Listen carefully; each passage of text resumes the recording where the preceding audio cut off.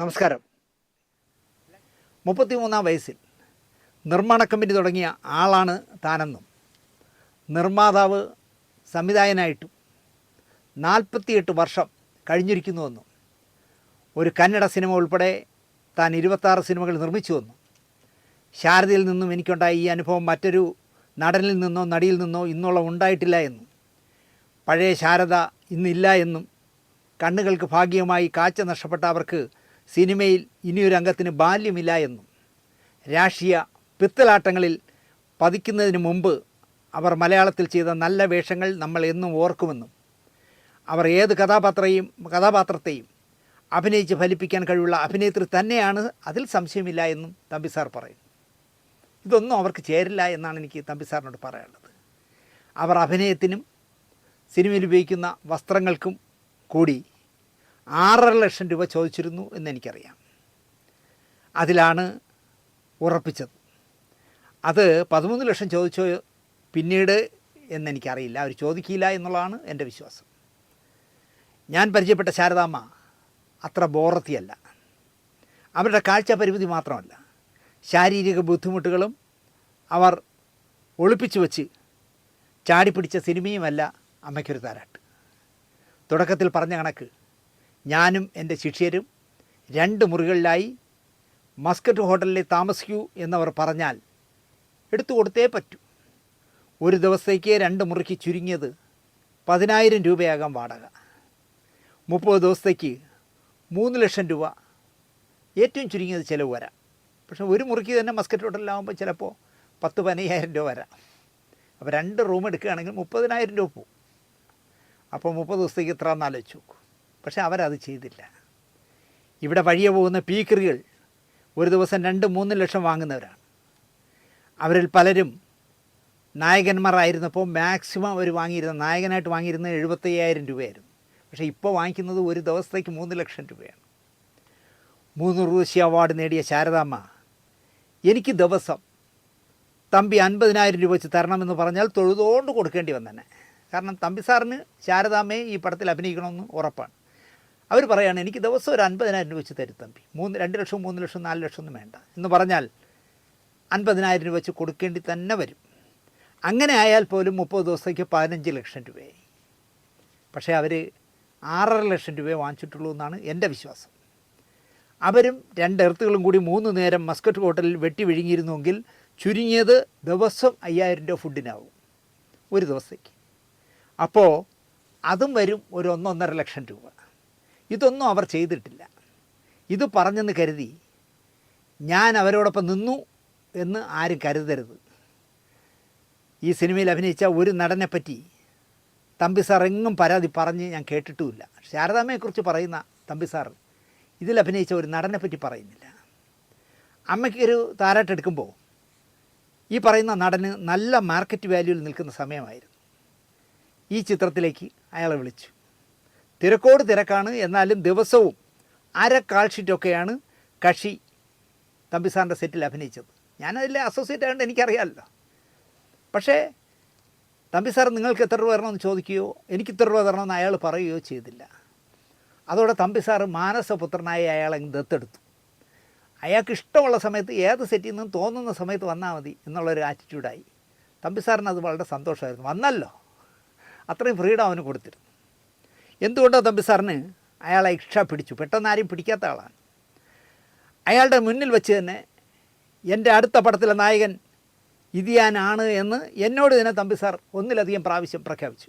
ദിനേശ്, എൻ്റെ അടുത്ത പടത്തിൽ നായകൻ ഇദ്ദേഹമാണ്. അപ്പോൾ അവൻ നിന്നൊരു വളിച്ച ചിരിയിരിക്കും. സാറിന് സന്തോഷം. നടനാണെങ്കിൽ തമ്പി സാറിൻ്റെ മുന്നിൽ ഭയങ്കര ഭയഭക്തി ബഹുമാനം കാണിക്കുന്നു. കൃത്രിമമായിട്ടാണ്. എത്ര മതിൽ ചാടി കടന്നവനാ ഈ ഉദയനൻ എന്ന ഭാവത്തിലായിരുന്നു ആ നടൻ്റെ പെരുമാറ്റം. കള്ളത്തരങ്ങളാണ് മൊത്തം. നടൻ ശ്രീനിവാസൻ പലപ്പോഴും എന്നോട് പറഞ്ഞിരുന്നു, ദിനേശേ, കൃത്രിമ ബഹുമാനം കാണിക്കുന്നവരെ വിശ്വസിക്കരുത്. അത്തരക്കാരെയാണ് തമ്പി സാറിന് ഇഷ്ടമെന്ന് എൻ്റെ അനുഭവത്തിൽ നിന്ന് ഞാൻ പറയും. അതുകൊണ്ടാണല്ലോ എന്നെ തെറി വിളിച്ചത്. അയാൾക്ക് തോന്നുന്ന കിട്ടുന്ന സമയത്തൊക്കെ വന്ന് അഭിനയിച്ചു. സാറിന് ഇൻസ്റ്റാൾമെൻറ്റായി അപ്പോഴപ്പോഴായിട്ട് തൊഴലും കൊടുക്കും. അങ്ങനെ സിനിമ തീർത്തു. വല്ലതിന് സാറിനെ കാണുമ്പോൾ ഒക്കെ തൊഴും. ഈ കൃത്രിമ വിനയം കാണിക്കുന്നവൻ കള്ളന്മാരായിരിക്കുന്നു ശ്രീനിവാസൻ പറഞ്ഞ ചുമ്മാ അല്ല. സിനിമ തീർന്നു, എഡിറ്റിംഗ് കഴിഞ്ഞു, ഡബ്ബിങ് ചിത്രാഞ്ജലി സ്റ്റുഡിയോയിലാണ് തിരുവല്ലത്ത്. ഏതാണ്ട് എല്ലാവരും വന്ന് ഡബ്ബ് ചെയ്തു പോയി. ഈ നടൻ മാത്രം മിച്ചമായി. ഒരാളുടെ ശബ്ദം ഇനി എടുക്കാവുള്ളൂ, അത് ഈ നടൻ്റെയാണ്. എഡിറ്റിങ്ങും ഡബ്ബിങ്ങും ഒക്കെ രസകരമായിരുന്നു. എക്സിക്യൂട്ടീവ് ഇല്ല, പ്രൊഡക്ഷൻ മാനേജർമാരില്ല, പ്രൊഡക്ഷൻ ബോയ്സ്, ആഹാരമൊക്കെ തരാനുള്ള പ്രൊഡക്ഷൻ ബോയ്സ് ഇല്ല, അങ്ങനെ ആരുമില്ല.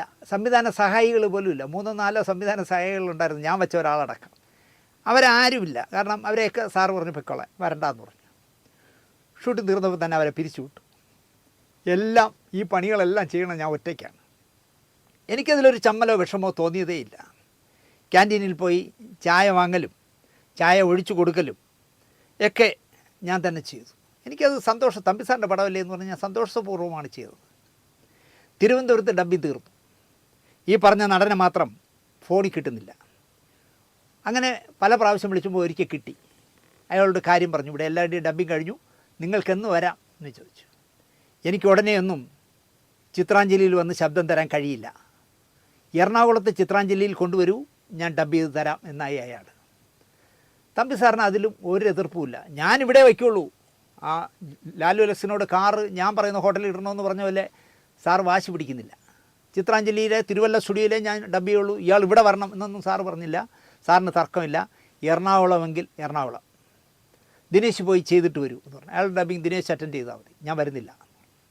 ഒരു കാർ എടുത്ത് പൊയ്ക്കോളൂ. ഡബ്ബിങ് കഴിയുമ്പോൾ അയാൾക്ക് സെറ്റിൽ ചെയ്യേണ്ടത് സാർ എന്ന് ഞാൻ ചോദിച്ചു. ഒരു വിടല ചിരിയായിരുന്നു സാർ ചിരിച്ചത്. അയാൾ നല്ല പയ്യനാണ് ദിനേശേ, പ്രതിഫലം പറയാതെയാണ് എൻ്റെ പടത്തിൽ അയാൾ അഭിനയിച്ചത്. ഞാൻ ന്യായമായ പ്രതിഫലം നൽകും എന്ന് അയാൾക്കറിയാം. ദിനേശ് പോയി ഡബ്ബ് ചെയ്തിട്ട് വരൂ, ബാക്കിയൊന്നും ദിനേശ് അറിയണ്ട എന്ന് സാറ് പറഞ്ഞു. ഞാൻ കൂടും കുടുക്കിയൊക്കെ എടുത്തോണ്ട് കൊച്ചിക്ക് പോയി ഒരു കാറിൽ. അവിടെ ഒരു മുറി എടുത്തു, എനിക്കും ഡ്രൈവർക്കും കൂടി. ഇതൊക്കെ അണ്ടർലൈൻഡ് കേൾക്കണം. ഞാനൊരു റൂം എടുത്തത് എനിക്കും എൻ്റെ കൂടെ വന്ന ഡ്രൈവർക്കും ചേർത്താണ്. വേണമെങ്കിൽ എനിക്ക് 2 മുറികൾ എടുക്കാം. ഞാൻ ഡ്രൈവറെ കൂടെ കിടക്കില്ല. അയാൾക്കൊരു വേറൊരു റൂം എടുത്തു, നോൺ AC എടുത്തു കൊടുത്തിട്ട് ഞാൻ ഈ AC റൂമിൽ ഒറ്റയ്ക്ക് കിടന്നാൽ പോരെ. ഞാൻ പക്ഷേ അത് ചെയ്തില്ല. സാറിൻ്റെ കൊച്ചു പടമല്ലേ, ഇതൊന്നും സാറിന് അറിയാമോന്ന് പോലും എനിക്കറിയില്ല. അവിടെ ചെന്നിട്ട് ഞാൻ സാറിനെ വിളിച്ചു. സാർ റിങ് ഉണ്ട് സാർ, പക്ഷേ അയാൾ ഫോൺ എടുക്കുന്നില്ല. അങ്ങനെ ഒരു ദിവസം കടന്നുപോയി. പിറ്റേന്ന് വിവരം തമ്പി സാറിനെ വീണ്ടും അറിയിച്ചു. സാർ വിളിച്ചു, ഫോൺ എടുക്കുന്നില്ല. തമ്പി സാർ വിളിച്ചിട്ടും ഫോൺ എടുക്കുന്നില്ല. അങ്ങനെ 2-ാം ദിവസവും കടന്നുപോയി. ഞാനാണെങ്കിൽ ഇവനെപ്പോൾ വരും എന്നുള്ളതുകൊണ്ട് ഒരു സിനിമ പോലും കാണാൻ പറ്റാതെ നമ്മൾ തിയേറ്ററിൽ ഇരിക്കുമ്പോഴായിരിക്കും അവൻ വരുന്നത്. അതുകൊണ്ട് അല്ലെങ്കിൽ അവൻ ഫോൺ വിളിക്കുന്നത്. അതുകൊണ്ട് ഞാൻ എങ്ങും പോകാതെ റൂമിൽ തന്നെ ആഹാരം കഴിച്ച് കിടന്നു. 3-ാം ദിവസം ഞാനൊരു മെസ്സേജ് അയച്ചു. 3 ദിവസമാകുന്നു തൻ്റെ ഡബ്ബിങ്ങിനായി ഞാൻ കൊച്ചിയിൽ വന്നിട്ട്. എന്താണ് തീരുമാനം? ഞാൻ തിരുവനന്തപുരത്തേക്ക് മടങ്ങട്ടെ, ഇതായിരുന്നു മെസ്സേജ്. അപ്പോൾ അയാൾ എന്നെ വിളിച്ചു. എപ്പോൾ വേണമെങ്കിലും ഡബ്ബ് ചെയ്യാം, ആദ്യം കുറച്ച് കാശ് എൻ്റെ അക്കൗണ്ടിലിടാൻ പറയൂ. ഏത് തമ്പി സാർ മാനസപുത്രനായി എന്നോട് റേറ്റ് ചോദിച്ചിട്ടില്ല, ഞാൻ റേറ്റ് പറഞ്ഞിട്ടില്ല എന്ന് പറഞ്ഞ മഹാൻ എന്നെ വിളിച്ചിട്ട് പറയാണ്, ഞാൻ എപ്പോഴെങ്കിലും വന്ന് ഡബ്ബ് ചെയ്യാം, ആദ്യം കുറച്ച് കാശ് എൻ്റെ അക്കൗണ്ടിൽ ഇടാൻ പറയും. ഞാൻ വിവരം തമ്പി സാറിനെ അറിയിച്ചു. ഇങ്ങനെ പെട്ടെന്ന് ഇത്ര ലക്ഷം ഇടാൻ പറഞ്ഞാൽ ഞാൻ എന്ത് ചെയ്യും എന്നായി തമ്പി സാർ. അങ്ങനെ കയറി പെട്ടെന്ന് കയറി ലക്ഷങ്ങൾ ഇടാൻ പറഞ്ഞാൽ ഞാൻ എങ്ങനെ ചെയ്യും എന്നായി സാർ. കാശിടാതെ അയാൾ വരില്ല സാർ എന്ന് ഞാൻ മറുപടി കൊടുത്തു. എന്നോട് അങ്ങനെ അല്ലല്ലോ അയാൾ പെരുമാറിയത്. പെട്ടെന്ന് സ്വഭാവം മാറിയോ? അയാളോട് എത്രയാണ് ശമ്പളം, എത്ര ഇപ്പോൾ ബാങ്കിൽ ഇടണമെന്ന് നിങ്ങളൊന്ന് തിരക്കൂ എന്ന് സാർ എന്നോട് പറഞ്ഞു. ഞാൻ തിരക്കി. തൽക്കാലം ഒരു 2 ലക്ഷം രൂപ ബാങ്കിൽ എൻ്റെ അക്കൗണ്ടിലിടൂ, ഞാൻ വരാം എന്ന് എനിക്ക് മെസ്സേജ് വന്നു. ഞാനത് സാറിന് പാസ് ചെയ്തു. 2 ലക്ഷം തൽക്കാലത്തേക്ക് ഇടാൻ പറഞ്ഞതിൽ സാറ് ശരിക്കും ഞെട്ടി. അപ്പോൾ അയാളുടെ ശമ്പളം എത്ര? സാറ് ശമ്പളം പറയാതാണ് വെച്ചേക്കണേ. 2 ലക്ഷം രൂപ ഇടായി, ബാക്കി പിന്നെ തന്നാലും മതി. സാറല്ലേ പറഞ്ഞത് അയാൾ സാറിനോട് പ്രതിഫലം പറയില്ല എന്ന്. അങ്ങനെയായി ഞാൻ. 5-ാം ദിവസം സാർ കാശിട്ടു. അയാൾ വന്നു, കൂടെ ഒരു എർത്തും ഏതോ ഒരു ഉണക്കപ്പടം സംവിധാനം ചെയ്തൊരുത്തനാണ്. അവൻ്റെ പേരും മറന്നു, അവൻ്റെ പടത്തിൻ്റെ പേരും ഞാൻ പറഞ്ഞു. ഓടാത്തൊരു പടം, ഒരു പൊട്ടച്ചെറുക്കൻ, മിമിക്രിക്കാരനാണെന്നാണ് എനിക്ക് സംശയം. അതോ TV വിയിലൊക്കെ എന്തോ പ്രോഗ്രാമിന് വന്ന ഒരുത്തനാണ്. എന്താണെന്ന് പറഞ്ഞാൽ എനിക്ക് കണ്ടപ്പോൾ തന്നെ ഫസ്റ്റ് ലുക്കിൽ തന്നെ ഒരു ബോറൻ ഒരു പ്രാന്തനായിട്ടൊക്കെ തോന്നി. രണ്ടും അടിക്കുകയോ വലിക്കുകയോ ചെയ്തിട്ടുണ്ടോ എന്നുള്ള കാര്യം ഉറപ്പാണ്. കാരണം രണ്ടെണ്ണവും എന്തൊക്കെയോ പറഞ്ഞ് തമ്മിൽ പൊട്ടിച്ചിരിക്കുന്നു. റെക്കോർഡിസ്റ്റും ഞാനും ഒക്കെ ഇരിക്കുകയാണ്. ഞങ്ങളൊന്നും മൈൻഡ് ചെയ്യില്ല. ഇവരെന്തൊക്കെ പറയുന്നു, കാതിലെന്തോ രഹസ്യമായിട്ട് പറയും, പൊട്ടിച്ചിരിക്കും. ഇനി എന്നെ ഊതിയതാണോ, ഈ പടത്തെ ഊതിയതാണോ, തമ്പി സാറിനെ ഊതിയതാണോ ഒന്നും എനിക്കറിയില്ല. രണ്ടെണ്ണം കൂടെ കൺസോളിലിരുന്ന് ഭയങ്കര പൊട്ടിച്ചിരി. എന്നിട്ട് ഈ പറഞ്ഞ നടൻ ഡബ്ബിങ് തിയേറ്ററിനകത്തേക്ക് കയറി. അപ്പോഴും നടൻ ചിരിച്ചുകൊണ്ടിരിക്കുകയാണ്. ഈ കൺസോളിൽ ഇരിക്കുന്ന പൊട്ടനും അങ്ങോട്ട് നോക്കി ചിരിച്ചുകൊണ്ടിരിക്കുകയാണ്. അപ്പോൾ അവൻ ആരുടെയും ചോദിക്കാതെ ഒരു കസേര കയറി അവൻ്റെ അച്ഛൻ്റെ അതുപോലെ കയറി അങ്ങ് ഇരിക്കുകയാണ്. എൻ്റെ സ്വഭാവം അനുസരിച്ചാണെങ്കിൽ അതൊന്നും ഡബ്ബിങ് നടക്കില്ലായിരുന്നു. ഇറങ്ങണ മറ്റവനെന്ന് പറഞ്ഞാൽ ഞാൻ ഇറക്കി വിടില്ലേ. ഞാൻ ഉണ്ടാകാതിരുന്നു. ഡബ്ബിങ് തുടങ്ങി. ചിരിയും ഈ പൊട്ടൻ്റെ കമൻറ്റും ഡയറക്ഷനും. ഇവൻ ഇവിടെ ഇരുന്നുകൊണ്ട് കൺസോളിൽ ഇരുന്നുകൊണ്ട് സാർ ഇവിടെയാണ് ഇവന് ഈ നടനോടെ അതിന് കമൻറ്റും പറയും, ചിരിക്കുകയും ചെയ്യും. ഞാൻ ഇറങ്ങി പതുക്കെ പുറത്തു വന്നു. എൻ്റെ സമയം മോശമാണല്ലോ, അരഞ്ഞാണം പാമ്പാവുന്ന സമയമാണ്. ഞാൻ കാരണം ഈ പടത്തിൻ്റെ ഡബ്ബിങ് മുടങ്ങണ്ടെന്ന് വിചാരിച്ചിട്ട് ഞാൻ പതുക്കെ ഇറങ്ങി പുറത്തു പോയി. ഫോണിൽ എന്തോ കുത്തി കളിച്ചുകൊണ്ടിരുന്നു. കുറേ നേരം എന്നെ കാണാതായപ്പോൾ ഈ നടൻ പുറത്തു വന്നു. ഞാനിരുന്ന് ഫോണിൽ കളിക്കുകയാണ്.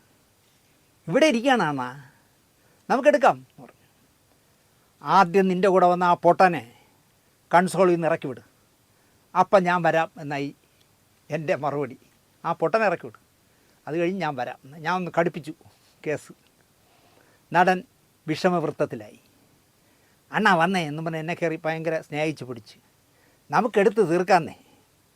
അപ്പോൾ ഞാൻ പറഞ്ഞു, എനിക്ക് ധൃതിയൊന്നുമില്ല, 5 ദിവസം വെറുതെ തിന്നും ഉറങ്ങി കിടന്നതല്ലേ, ഇനി വേണമെങ്കിലും നിനക്ക് വേണ്ടി ഒരു 10 ദിവസം ഞാൻ കിടക്കാം, ഞാൻ വരില്ല, ഞാൻ സാറിനെ വിളിച്ച് പറയാം, അദ്ദേഹം വന്നെടുക്കട്ടെ. അപ്പോൾ അവന് മനസ്സിലായി ഞാൻ തിരിയുകയാണെന്ന്. ഞാൻ പറഞ്ഞു, ഞാൻ തമ്പി സാറിനെ വിളിച്ച് പറയാം, അദ്ദേഹം എറണാകുളത്ത് വന്ന് നിൻ്റെ ഡബ്ബി ചെയ്യട്ടെ. ഞാനിരിക്കില്ല കൺസോളിൽ. നിന്നെ ഒരു അലവലാതെ ചെറുക്കനെ കൊണ്ടുവന്ന് കൺസോളിൽ എൻ്റെ കൂടെ ഇരുത്തിയാൽ അവൻ്റെ അച്ഛനെ വഹിക്കില്ല ഞാൻ, പിന്നെ അല്ലേ എന്നും പറഞ്ഞ് ഞാൻ എന്തൊക്കെയോ ശരിക്കങ്ങ് പറഞ്ഞു. പതുക്കെ അണ്ണാ ചതിക്കല്ലേ എന്നായി അവൻ. അയ്യോ അണ്ണാ ചതിക്കല്ലേ, ഞാൻ അവനെ പാക്ക് ചെയ്യാം എന്ന് പറഞ്ഞ് ഇവൻ അകത്ത് പോയി അവൻ്റെ എന്തോ കള്ളം പറഞ്ഞു. അവനെ ഇറക്കി വിട്ടു. അവൻ പോയി, വണ്ടി എടുത്ത് പോയി. അങ്ങനെ ഡബ്ബിങ് തീർത്തു. ഇനി എങ്ങനെയാണ് ആ കണക്ക് എന്ന് എന്നോട് ചോദിച്ചു. ഞാനല്ലല്ലോ നിന്നെ വച്ച ആളോട് തിരക്ക് എന്ന് ഞാൻ മറുപടി പറഞ്ഞു. അങ്ങനെ അമ്മയ്ക്കൊരു താരാട്ട് ഡബ്ബിങ് പൂർത്തിയാക്കി. തിയേറ്ററിൽ എത്തും വരെയുള്ള രസകരമായ കഥകൾ ഇനിയുമുണ്ട് പറയാൻ. അത് പിന്നൊരിക്കൽ പറയാമെന്നേ ഞാൻ പറയുന്നുള്ളൂ. ഇവിടെ വേണമെങ്കിൽ പെട്ടെന്ന് ഞാൻ ഒരു കാര്യം പറയാം. പടം തീർന്നു, ശാരദാമ്മയുടെ സീൻ മൊത്തം തീർന്നു. ഇന്ന് വൈകുന്നേരത്തെ ഫ്ലൈറ്റിൽ അവർ പോവുകയാണ്. അപ്പോൾ ശാരദാമ്മയുടെ ഒരു സ്ത്രീ വന്ന് എന്നോട് പറഞ്ഞു, അമ്മ കൂപ്പിടറേ, അമ്മ വിളിക്കുന്നു. ഞാൻ ശാരദാമ്മയുടെ അടുത്ത് ചെന്നപ്പോൾ ഒരു സഞ്ചി എടുത്ത് എനിക്ക് നീട്ടി. ഞങ്ങൾക്ക് എന്തേ ഇരിക്കട്ടെ, എന്തായാലും അസോസിയേറ്റ് ഡയറക്ടർ എന്നുള്ള നിലയ്ക്ക് നിങ്ങൾ എന്നോട് മാന്യമായി പെരുമാറി, എൻ്റെ ഒരു സന്തോഷത്തിന്. ഞാൻ ആ സഞ്ചി വാങ്ങിച്ച് കോസ്റ്റ്യൂംസൊക്കെ ഇരിക്കുന്ന സ്ഥലത്ത് കൊണ്ട് വെച്ച് എന്താണെന്ന് നോക്കിയില്ല. ശാരദാമ്മയൊക്കെ പോയി വൈകുന്നേരം ടിഫിന് വേണ്ടിയുള്ള ബ്രേക്ക് ചെയ്ത സമയത്ത് ഞാൻ ആ സഞ്ചി എടുത്ത് നോക്കിയപ്പോൾ 3500 രൂപ എന്തോ വിലയുള്ള ഒരു വൈൻ കുപ്പിയാണ്. വൈൻ പോയിട്ട് നാരങ്ങ വെള്ളം പോലും കുടിക്കാത്ത എനിക്കെന്തിനാണെന്ന് 3500 രൂപ അതിലെഴുതിയിരിക്കുന്നു. ടാക്സ് അടക്കമാണെന്ന് തോന്നുന്നു. വലിയ കുപ്പി ഇത്രയുള്ള. ഞാൻ ആ വൈൻ കുപ്പി അവിടെ വെച്ച് തന്നെ ഒരാളിന് ഫ്രീ ആയിട്ട് കൈമാറി. ആളെ പറയുന്നില്ല. ശാരദാമ്മ എനിക്ക് തന്ന ഗിഫ്റ്റ് അതായിരുന്നു, ഒരു വൈൻ കുപ്പി. പ്രിയപ്പെട്ട ശാരദാമ്മയെ ഞാൻ മറക്കില്ല. എന്നോട് അത്രയും മാന്യമായി പെരുമാറിയ ജെൻറ്റിൽ വുമൺ എന്ന് പറയുന്നത് ശരിയല്ല, മാന്യയായ അമ്മയായിരുന്നു ശാരദാമ്മ. അവരുടെ ആരോഗ്യസ്ഥിതിയുടെ പരിമിതി വെച്ചുകൊണ്ട് ഞാൻ വരുന്നില്ല എന്ന് പറഞ്ഞിട്ട് പോലും തമ്പി സാറിനെ സ്നേഹിച്ച് വിശ്വസിച്ച് വന്നതാണ്. പക്ഷേ അദ്ദേഹം എഴുതിയ എൻ്റെ പ്രിയപ്പെട്ട നായികമാർ എന്നുള്ള പുസ്തകത്തിൽ അവർ ചോദിച്ച പ്രതിഫലത്തിൻ്റെ ഇരട്ടി എന്നിൽ നിന്ന് എഗ്രിമെൻറ്റ് വയ്ക്കാത്തതിൻ്റെ പേരിൽ എന്നെ ഭീഷണിപ്പെടുത്തിയൊക്കെ വാങ്ങിച്ചു എന്ന് പറഞ്ഞാൽ ആര് വിശ്വസിച്ചാലും ഞാൻ വിശ്വസിക്കില്ല എന്ന് മാത്രം പറഞ്ഞുകൊണ്ട് ഇപ്പോഴും ഒരു നല്ല അവശയാണ്. അവർക്ക് ആരോഗ്യവും ആയുസ്സും ഒരുപാട് കാലം ഇനിയും നൽകട്ടെ. മലയാള സിനിമയ്ക്ക് 2 ഉർവശി അവാർഡ് വാങ്ങിത്തന്ന ആദ്യമായിട്ട്, അതുപോലെ തന്നെ തെലുങ്ക് പടത്തിൽ അഭിനയിച്ചതിന് ഒരു അവാർഡ്, അങ്ങനെ 3 ഉർവശി അവാർഡ് വാങ്ങിച്ച ആ നടിയുടെ പെരുമാറ്റം ഇപ്പോഴത്തെ ഒരു നടികളുടെയും കൈവശം ഉണ്ടാകില്ല എന്നാണ് എൻ്റെ വിശ്വാസം. ശാരദാമ്മയ്ക്ക് ആയുസ്സും ആരോഗ്യവും നേർന്നുകൊണ്ട് ഞാൻ ഈ പറഞ്ഞ പ്രോഗ്രാമിൽ എവിടെയെങ്കിലും എന്തെങ്കിലും വാക്കുകൾ തമ്പി സാറിനെ നോവിച്ചു എന്ന് തോന്നിയാൽ മനഃപൂർവ്വമല്ല സാർ, സാറിനെ വേദനിപ്പിക്കാനൊന്നും ഈ ജന്മം ദിനേശിനെ കിട്ടില്ല എന്ന് മാത്രം പറഞ്ഞുകൊണ്ട് ഇതിലും കയറി സാറ് പിണങ്ങി എവിടെയെങ്കിലും എന്നെപ്പറ്റി അനാവശ്യം പറഞ്ഞാലും ഞാൻ പ്രതികരിക്കില്ല എന്ന് പറഞ്ഞുകൊണ്ട് നിർത്തുന്നു. നന്ദി, നമസ്കാരം.